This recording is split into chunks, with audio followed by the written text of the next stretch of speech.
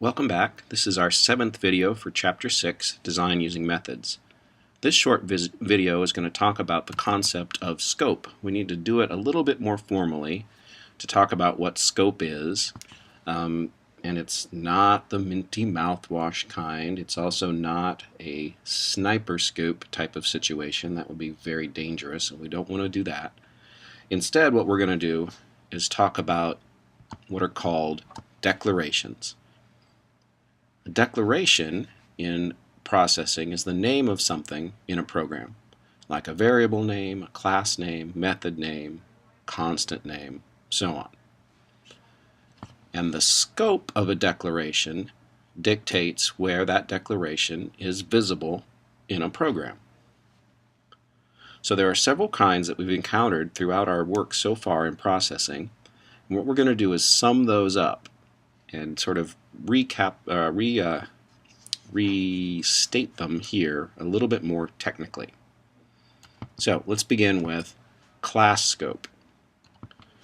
A declaration that is created outside of any method has class scope. And a declaration like that then is visible everywhere in the program. So it can be seen by all the methods in the program. Variables with class scope, we tend to call them instance variables or class variables, or maybe even global variables, although that term is a little bit more old-fashioned. In our solo pong example, the ball X variable would be a instance variable because it's visible to everyone. Block scope, on the other hand, refers to declarations that are created inside a code block, that is, a pair of curly brackets.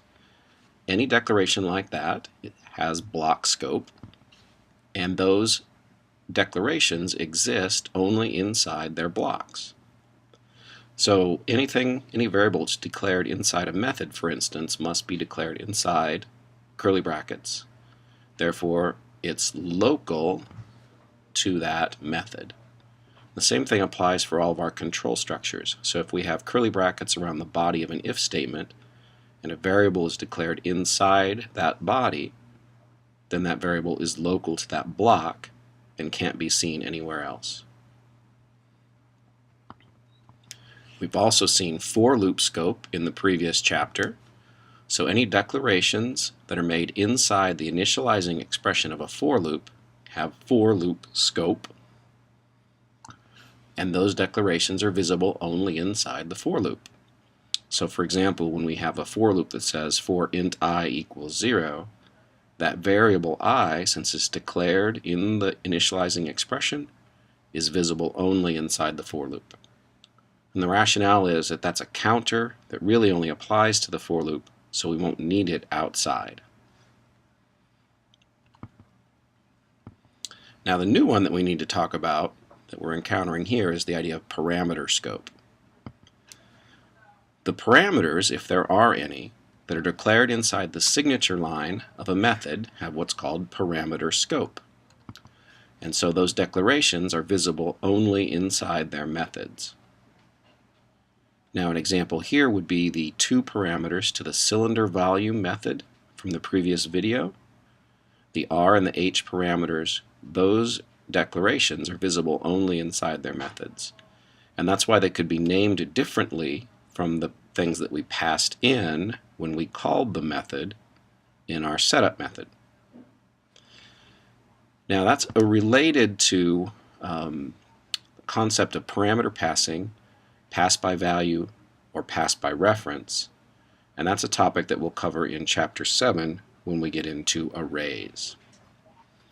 Okay, so we have several different scopes here: class scope or global or instance variables, block scope or locals, for loop scope, and parameter scope.